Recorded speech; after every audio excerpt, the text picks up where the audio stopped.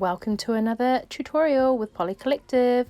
As you can see, this is all about bead making, but I am adding in a whole lot of extra stuff, so enjoy! Hey guys, it's me again. I just want to share my workspace with you. So where I predominantly work in my studio is right here. This is where I keep all my little bits and pieces, my tools that I like to get to easily.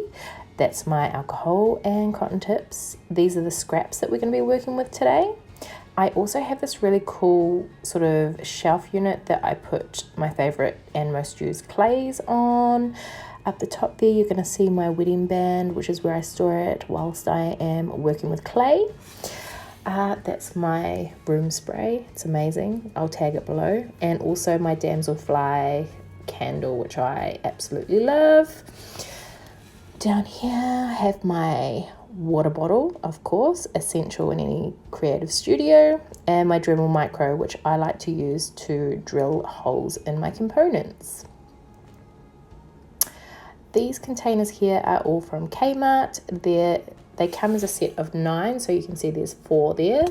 And at the top I like to keep all the components I'm working on, ones that need holes in or sanding or assembling, whatever.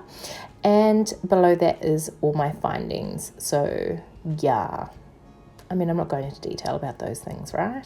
Not right now. Anyway, let's get into what we're using today. One of the key things when bead making is to use gloves, alcohol and cotton tips, scrap clay, because why not? And today we're going to be using some of my tools. We're going to be using my shaping tool and my small guides, which are 3mm thick. We're also going to use a set of stainless steel circle cutters. You're going to see what I use those for soon. A wooden skewer, some texturing tools, and my craft blade. The other thing that I didn't put in there was a tissue slicing blade, which we are also going to use. Anyway, let's get to it. Okay, so just before we get started, I am just going to roll out some clay using my small guides just to get a consistent depth. But whilst I'm doing that, I just wanted to let you know that all the clay that I'm using in this video is scrap clay that I have left over. So it's all just random colours. I'm not using any particular brand, but most of it is Primo or Soufflé, most of it. Now, as you can see, I'm just using my guides to roll out this piece of clay so that I can then use, she's half an hour later and you've rolled the bloody clay out, mate. Come on. Okay, so what we're going to do is use these stainless steel cutters. Now, they don't need to be any fancy cutters. It doesn't matter. You don't need baking paper under them. These are just to get consistent sizes of consistent sized beads. So what I do is I always roll my clay to one certain depth. Now, if you didn't have depth guides and you wanted to use a clay machine, you can do that. Just make sure it's always on the same setting and you just use the same shape cutters. So this is how I get beads that are all the same size. All right, there's no measuring, there's no weighing, there's no weird whatevers. This is how I do it. It's what I like to call a cookie cutter method. Also, I'm getting a little bit, I was going to say sterile, but I'm not going to say that. Okay, I said it already. It's too late. It's out there. I'm putting my gloves on. Now, the reason I like to wear gloves is because it helps keep any fingerprints away from my beads. Off my beads, and it's a really good clean way to work when you are rolling beads, and you'll just see, you'll see what I mean. It also helps to avoid color transfer. So yeah, they're definitely my top tip when it comes to working with bead making. Now, when I'm rolling a ball, this is what people are like, show us how you roll a ball. Well, I don't really do it different to anybody else. I'm about to get a piece of lint out by just cutting it out. Time to excise that. Get rid of it. I'm just going to roll it again. It's fine. Don't worry about that. No stress. What I find is that I do put a lot of pressure on when I'm rolling at the first stage, and then I will ease the pressure off my hands to get the shape that I need. It is just practice makes perfect, guys. I'm sorry, I know that's the most horrific thing to say, but it really is. Yeah, anyway. So here is another fun little trick that you can use to get rid of some old canes you've got sitting in your drawer. They might even just be scraps that you've smushed up and rolled into like a cane-like thing. So this I've had sitting in my drawer for ages. You can slice it. So what I would do is slice it a little bit thicker than the depth you actually want, and then use your guides or pop it through a clay machine to get that 3mm depth that we want, so that all our beads are the same size. Now it doesn't matter for this particular tutorial, because I am making beads that are all different sizes, okay? So my main aim isn't really about them all being the same size, but I just want to show you the technique so that if you want to make them all the same size, you can. So all we're going to do now is just cut them out with our little cutters. Another little hack for you is to set aside a set of stainless steel cutters and actually put some little labels on them saying extra large bead, small bead, medium bead, whatever, all the sizes or whatever you like to call them. You might even want to measure them or whatever they make if you're really particular about that. But yeah, do that. So put some little labels on your cutters and just put them aside for your bead making. That's what I used to do. But yeah, anyway, moving on from that, what we're doing here now is just going to roll them up exactly how we did with the pink ones. The only thing is you do have to be a little bit careful that the pattern you've got and that you're going to have on the outside is exactly what you want. So I'm just a little bit more careful when I am folding that up, that I'm getting the right type of pattern on the outside. And then you're going to have a really, really fun looking bead. Super contemporary, used up that clay, wicked. And now I'm just going to move on to making a selection of beads for us to work on today. So I'm going to show you a whole lot of different shapes, a whole lot of different textures, and just different things, different ways of making beads. But right now I'm going to show you something else. This is my iPad. Well, actually my daughter has it the most, but this is my iPad. This is my Apple iPen that my beautiful husband brought me for Christmas. Yes, I've lost the lid. I don't know where it is. Anyway, I wanted to share with you an amazing app called Sketchbook that my beautiful friend Katie from Hello There Cheeky introduced me to. Now, it is a super simple way to just get some ideas that are in the ideas that are in your brain somewhere digital. So I absolutely love it, and I use it so much now for just planning and designing, or just getting the ideas out of my mind and putting them somewhere. As a really busy mum, I don't have time to have sketchbooks and colour pencils and blah, blah, blah, blah, blah. So I need it to be simple, easy and quick, and I can do this when I'm feeding my baby a bottle. Do you know what I mean? And also the colour picker is just, it's next level. So it's super simple. You can scribble, you can draw, once you get in there and have a play, you'll love it. Now, I'm not going to go into detail on it in any way, shape or form, because it's just, that's something for you to, okay, it's amazing. That's something for you to discover on your own. But I do want to share with you just what I mean by getting stuff out of my brain, or, just putting things somewhere. So, colorways sort of come to me. I don't really have a specific method for choosing colorways. So yeah, I've been lately, because I've only just been introduced to this app recently, I've just been scribbling whatever's in my brain, and this is actually one of my original colorways that was really cool to put it into a digital format, in an artistic kind of way. Yes, I'm into rainbows at the moment, whatever. But yeah. And yeah, slab ideas, different things like that. So, I mean, please don't take my ideas either, FYI, because, I'll hit you up. But anyway, these are just some of my ideas, and this is how I plan now. So, yeah, thought I'd share it. Okay, so back to the bead making, which is the most important thing today. We've made all our little beads, which, hey, look great just like that, don't they? let's just make them pop even more.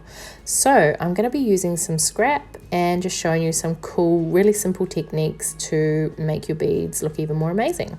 So this is just a piece of neon orange or neon peach, and all I'm doing is I've rolled it very thin and I'm just tearing it, and I've decided to put it onto that magenta pink. Yes, and this is just a very simple ripping technique. Now, one of the keys with bead making is to keep the pattern that you put on top nice and thin, or not too heavy, because what you're doing is actually adding volume to the bead. So that means it's going to get bigger. So if you want things that are really consistent in sizing, be very careful at how much volume you add to your bead. And I'm not going to press this in right now, so I'm going to put all my bits and pieces on my beads and then do it all at once. So yeah, that is one technique that I use a lot. It looks really good if you use super contrasting colors. And what I'm going to do now is just use the rest of that little bit of orange and slice it into strips, and we're going to do some dashes. So to do a dash, what I do is I grab my little craft knife, and I'm literally just going to be slicing off little strips, baby strips, and putting them on the bead. It could not be simpler. So when I first started bead making, I used to roll little tiny snakes, like literally, and try and cut those off and make them into dashes like this, and they would never be even, never. So now, if you roll it nice and thin and you do a strip like this, and just literally you can see what I'm doing, how easy is that?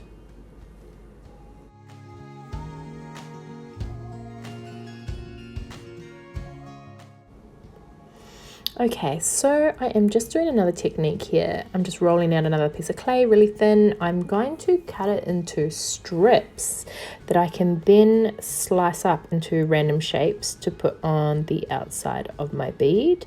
I find this a really good technique if I just want a random sort of, which most of my beads are, honestly. If you look at my work, that's the sort of style I go for. So I guess you're seeing the style that I like. The really great thing with making beads like this is that no one can really replicate your beads. They're always going to be one-off, and yeah, that's what I love about this whole style of making. I'm also using some of the offcuts of that cane that we used earlier to make a bead to do the ripping technique, just with sort of marbled colour. It looks so unique. It almost looks like, I don't know what it looks like. I was going to say it almost looks like rock or stone, but it doesn't really. It just looks fun, which is what I like. So yeah, this is, like I always bang on about using up your scraps, and this is really, it hasn't made the biggest dent in that tray that I showed earlier in the video, but it has definitely helped me, you know, like I haven't opened a new packet of clay. Even the black that I use coming up, I used out of my scrap drawer. So what are we doing here? Oh, I decided that I want a yellow bead. I feel like it's too pink and green, and I want to bring in a touch of sunshine yellow. Now, I think I'm showing you here, if you don't wear gloves, you can see all the marking. So you'll get a lot of fingerprint marks and color transfer when you don't roll with gloves. It didn't really matter to me here because I'm going to be covering up most of that, and then we're going to roll again where I'm going to put my gloves on. So it's all good. It's all good, guys. Don't stress. Gosh, I'm living for that neon peach color. It's absolutely gorgeous. Now, I felt like it all sort of looked a bit same. So I decided to add in some black. Now, this black is Poppy Seed by Souffle, and it tends to do a lot of color transfer. So you'll see it on my ceramic tile and on my hands. You do need to be really careful to make sure that you wipe your hands, wipe your surface, wipe all your tools before you go and work with other colors and work with your beads. This is one of the biggest things, is color transfer in bead making. It's Souffle. Yeah, I've already said that, mate. I've already said that. She was a bit late there. Yeah, so you do have to be really careful with color transfer, which is, again, something that I talk about a lot in my workshops is working clean. So that's making sure your hands are clean, making sure your tools are clean, and your work surface is clean. Yes, so I just think this takes the beads to the next level. This is exactly what they needed. Now, you could have totally left them exactly how they are. I just felt like there needed to be a little bit of a contrast, so a little bit of a pop of something, and I think the black is exactly what it needed. Yeah. There was no way to make this video any shorter, can I just tell you? I wanted to add all the detail in. This is basically, you are literally seeing something that I can't even show in my masterclasses because I don't have enough time. So if you live overseas or you live somewhere else and you can't get to one of my masterclasses, this is better. That's not a really good sell for my masterclass.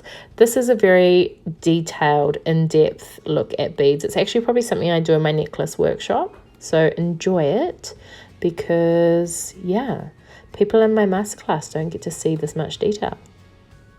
But you know what? I'll probably put the link in my... I'll probably send the link to my students so that they can come and watch this. What are we doing now? Okay, yeah, so I just decided, because I was adding that little bit of black, that I should really add a black bead in. So if this is going to be a necklace, one of the things that I tend to do when I'm making necklaces is I'll always make a couple of extra beads just to give me some leeway in case what I make doesn't really, like, in case what I'm sort of visualizing happening doesn't really happen and I feel that I need something extra, I just make extra. And this is what they look like before we press them in. Now, I personally would not keep them raised like that because as a necklace, you really want to have a flat surface because they're always rubbing on people's clothes and things like that. It really just wouldn't work having raised beads. So what we're going to do, and I'm going to do them all at once, is we're actually going to press all those patterns and designs in by rolling the beads again. And then after that, we get to shape them using my shaping tool. So, all right, there's a lot of panning going on here with a lot of pretty pictures.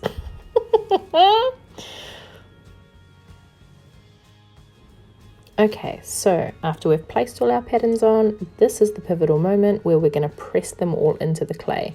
So a couple of tips, I guess, for you. If you want to do patterns, if you do them too thick, just remember they're going to spread out when you actually press them in. Awkward. When you actually press them in. So this is the before. And then all I'm going to do is apply quite a bit of pressure. Exactly how I do when I normally roll a round bead, and then ease off pressure, and pretty. Oh. It's really hard doing this, guys, and coordinating, working and filming. So yeah, we're pretty much just going to go through and do this with all of them.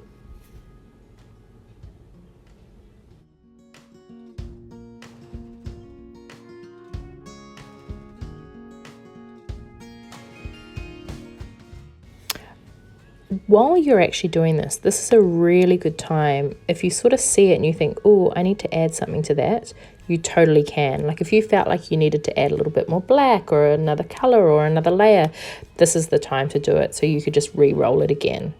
You know what I mean?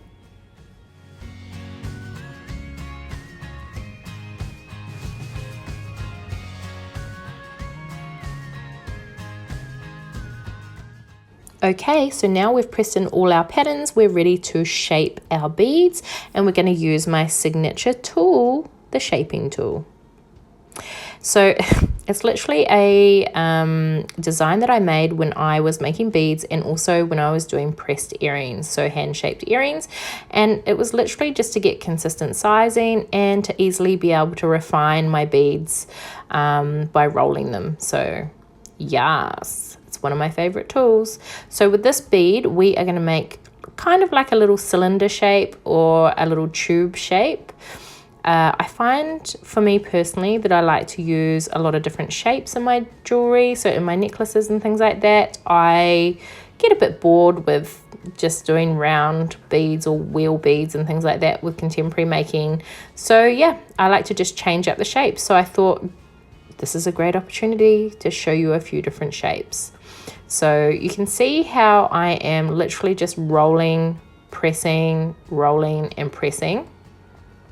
You do not need to be heavy-handed. Let the tool do the work for you. If you are using my shaping tool, make sure that my name is facing up towards you, because the top, the top patterns, the stuff on the top is laser etched, so it's actually engraved into the top. If you were to use it the other way around, you'd get lines on your beads. I decided this bead needed to be round, so I have left him round. And for this one, we're going to do kind of like a oval shape. Or is it oval? Yeah. So you can see that I'm just pressing and shaping and rolling. I mean, really, there's no way for me to explain this in a voiceover. You kind of need to just see what I'm doing. So hence, you're seeing what I'm doing. And that is why this whole video is so long, because I just don't want you to miss anything. So she's pressing. Now, if you do find that your bead or anything like that sticks to the surface of either your tile or your tool, all you need to do is just grab a wet wipe and just give it a little wipe. Give the surface a wipe or give the tool a wipe, and that just gives you a little bit, it will be a little bit more non-stick. And also, don't forget, when you're making beads, you can still hand shape them, press them with your hands and roll them around in your fingers. If you get fingerprints on there, don't stress. All you need to do is wipe over with your finger very lightly and it will take away the fingerprints. I know. It's like one of those stupid hacks that everyone needs to know. I shall let you just enjoy watching me shape some beads. You can also see there, when you use the circle guides, that's actually, so each time you press down. Now, if you were wanting to make, say, 10 beads that were all the same size, you would use that cookie cutter method that we did in the beginning. You would, when you were adding patterns, you just make sure that you add the same amount of volume to every bead. And then you would literally just use the circle guides in the tool to press down to the same size each time, or use the measurement guides. Like, it's all about consistency for me. And just when I was making a lot of them, I used to just make sure that I had consistent sizes. So I had my little cutter set, I had my tool, I had my guides. Perfect. It's all I needed. Anyway, enjoy watching this.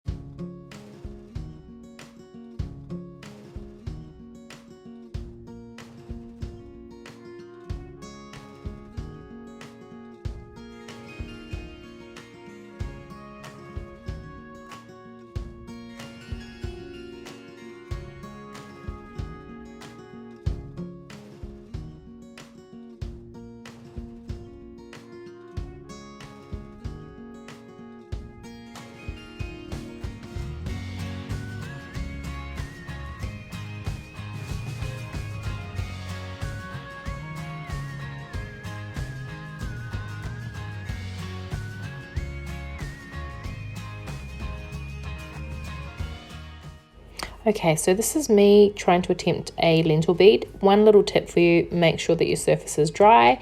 If it's not, because you have to apply pressure with the tool parallel, it could just slip, which is what happened for me there. But yeah, this one is a practice makes perfect situation, so use a little bit of scrap before you use your really beautiful beads to practice that first. It is a fun little shape though, isn't it? How cute is that?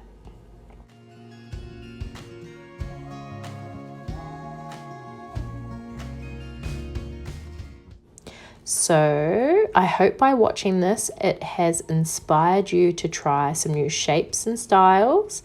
different techniques, different patterns. Think outside of the box when it comes to beads. They don't all have to be round. They don't all have to look like faux rocks. They can look like anything you like. But definitely try stepping outside of your comfort zone with shapes and colors.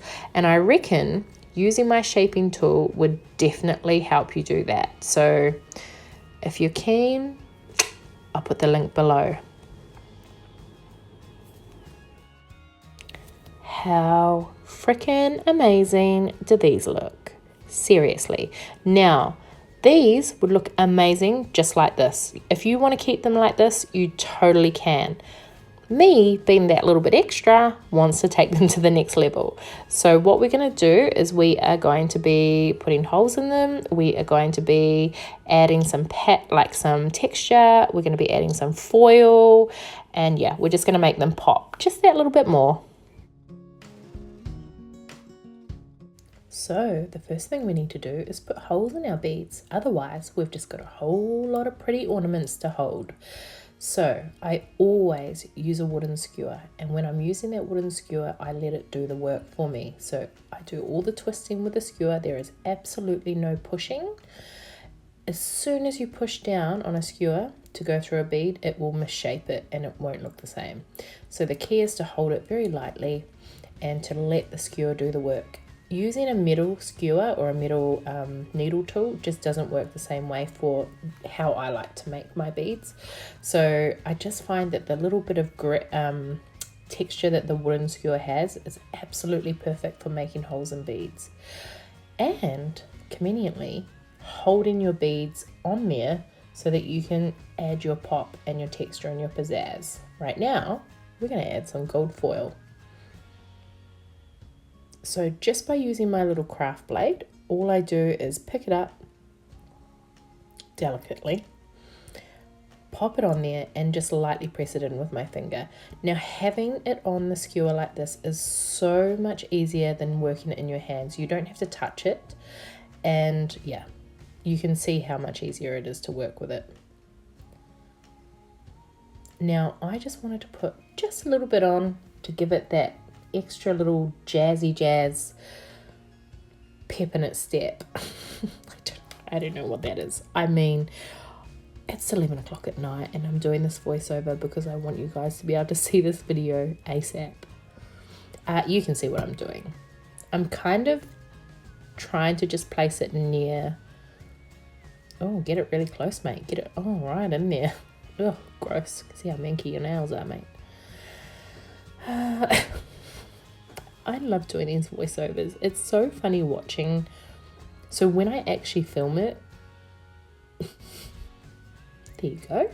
So when I actually film it, I don't really talk. I'm usually watching Friends or like watching TV or listening to music, whatever. And I sort of go over in my head what I want to say, but I don't say it out loud.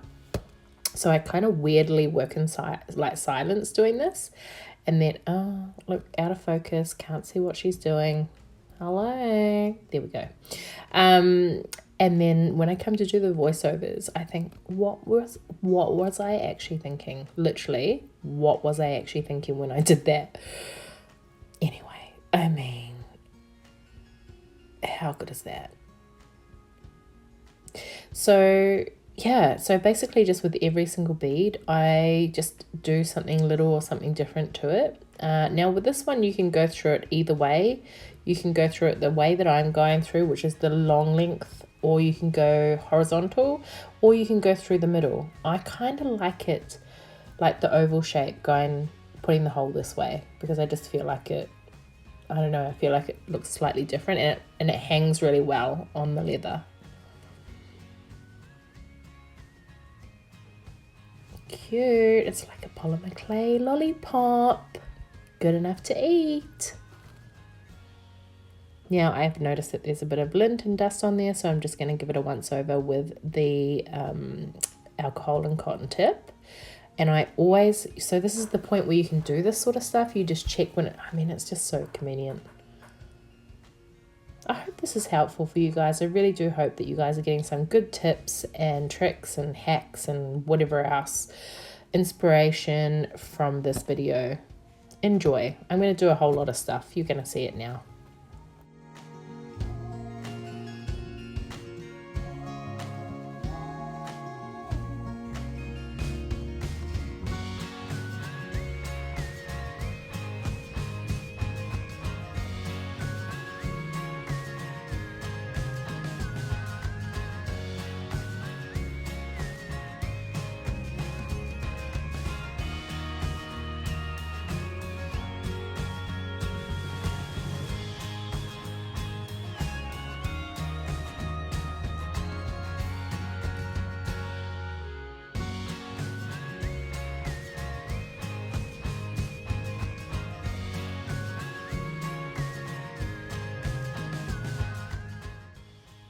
So, putting a hole in a round bead. One of my most asked questions in my workshops. Hold the bead in your hand very lightly. Do not squeeze it. And then guide the wooden skewer through, letting the skewer do the work for you. As soon as you see it, poke out the other side, turn it around and put your skewer through the other way. It seems really simple. You will need to practice it. A couple of things that will help. Having a firm clay or working with a firm clay such as Primo, Fimo, etc. The other thing that will help is once you've actually pressed in your shapes and everything like that, pressed in your patterns, blah, blah, blah, you will just sit your clay for about half an hour to an hour to let it cool down from the heat of your hands. That way it'll be a little bit firmer and you'll have less chance of squishing it into a squoval.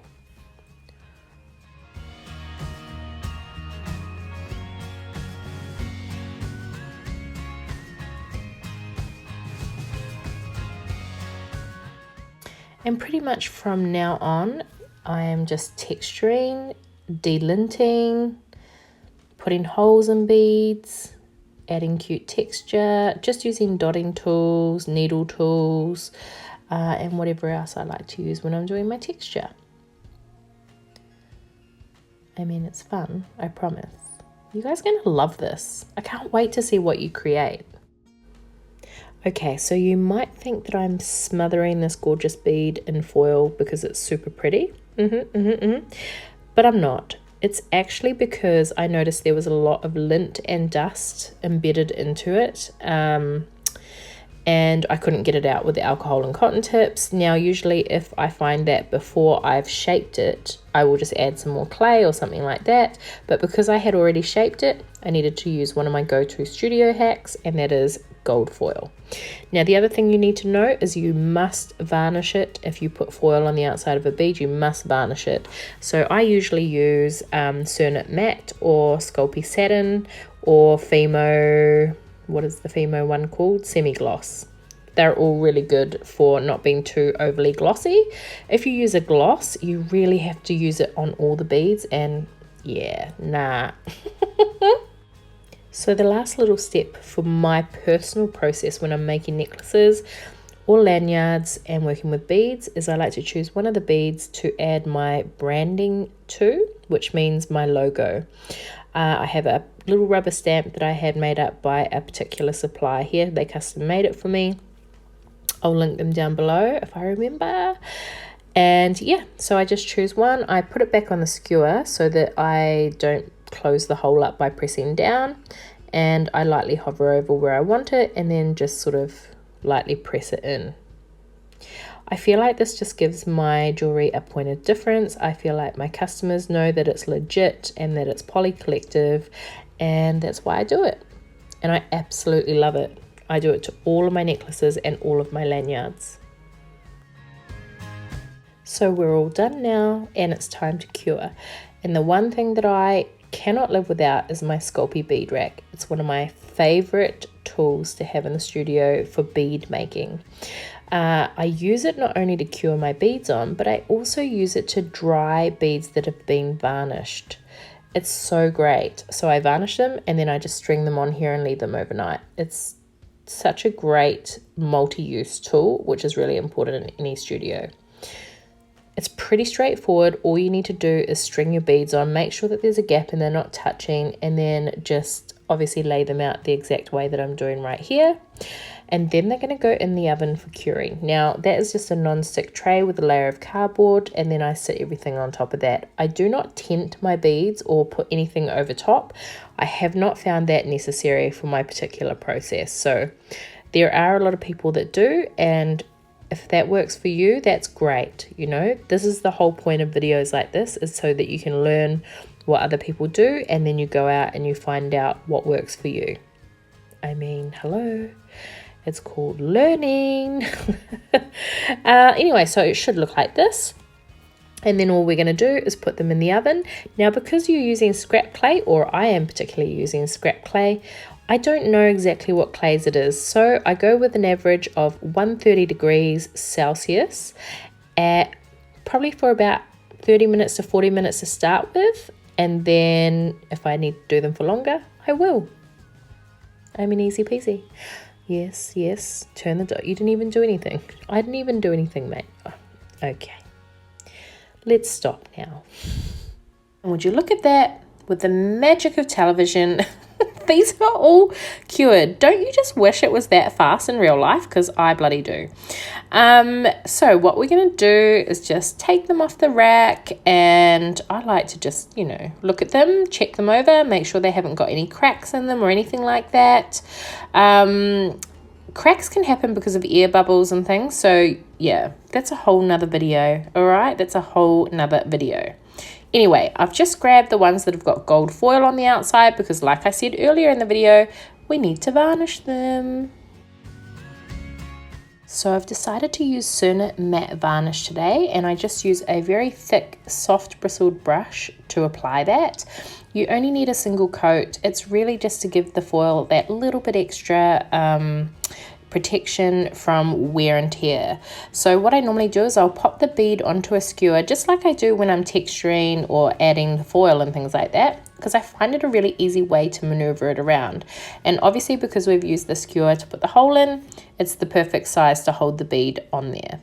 And then what I do once I finished my putting a single coat on, I just pop it onto, transfer it onto my bead rack, just like this. You're going to see me do it now. So we transfer it onto there, and I put it back on the tray as if it looks like it's going to be cured again.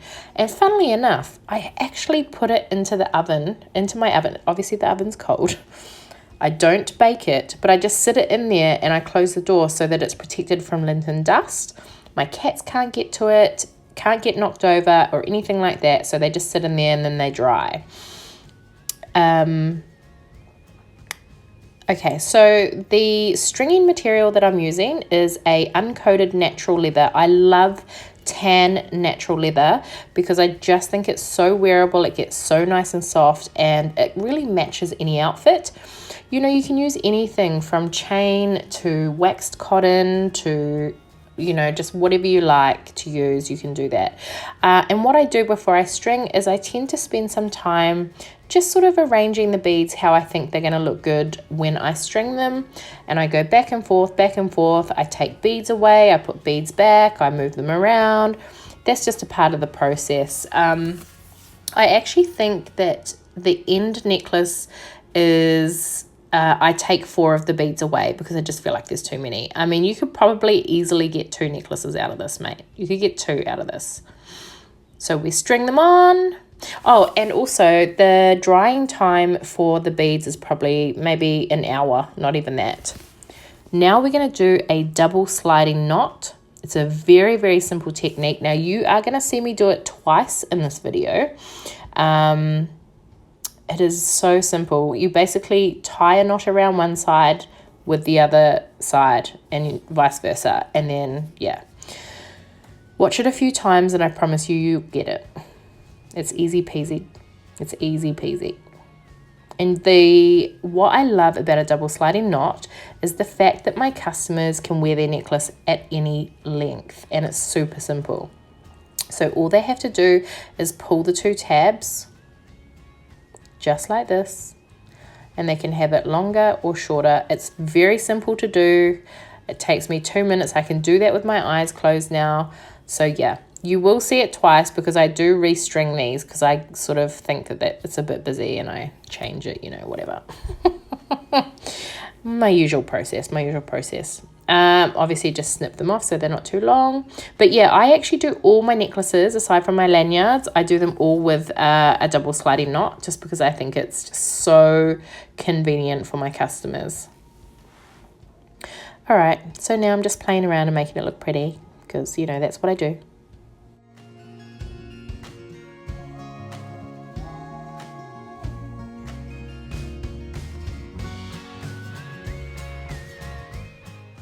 And this is about the point where I was like, do you know what? I'm going to try doing something different. So I've undone the knot, I'm unstringing the beads, and I'm just going to have a bit of a freestyle go at popping them on the string and seeing what else I can make, whether I need to lose a few beads or whatever.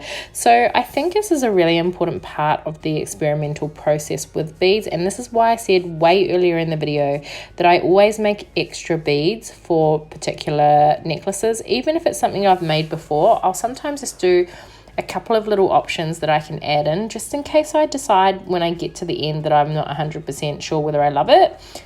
It's always good to try new things, babes. It's always good to try new things.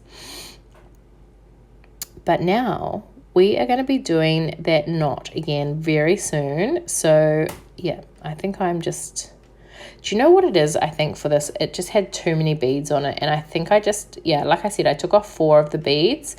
I'm pretty sure, so that it's just slightly shorter.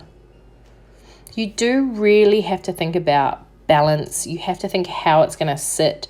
Is it going to sit in a beautiful curve shape, or is it going to sort of fold in half?